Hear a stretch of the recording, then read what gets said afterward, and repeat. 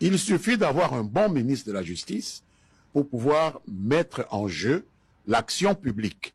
Une des actions que le président Tshisekedi a faites et dont je lui sais gré, c'est d'avoir mis à la tête du ministère de la Justice un jeune que je connais, un jeune député, il est député comme moi, M. Moutamba, qui prend son rôle au sérieux.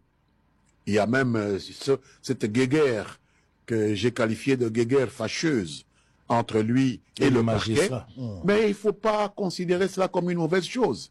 S'il y a des mauvaises habitudes qui se sont incrustées au niveau du parquet et que M. Moutamba essaie de les déraciner et qu'il y a une résistance et que lui pousse dans le bon sens, il faut s'en féliciter. Ce n'est pas une mauvaise chose.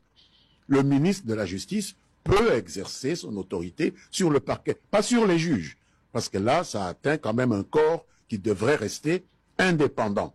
Et les juges devraient comprendre cela. Mais les magistrats du parquet devraient se faire l'effort de suivre la politique du gouvernement qui est celle qu'incarne aujourd'hui le membre du gouvernement en charge de la justice. Je pense que c'est un début de solution.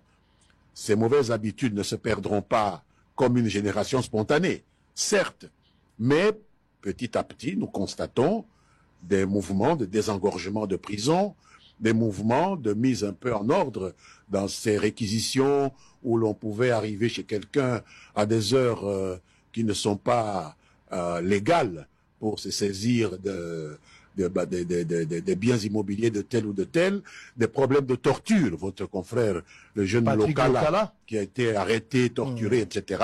Ceux qui l'ont arrêté sont aujourd'hui sous les verrous. C'est déjà un début de solution. Peut-être qu'avec le temps, les choses peuvent s'améliorer.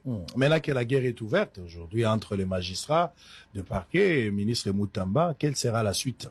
Il faut que cette guerre puisse se terminer au profit du respect des lois de la République.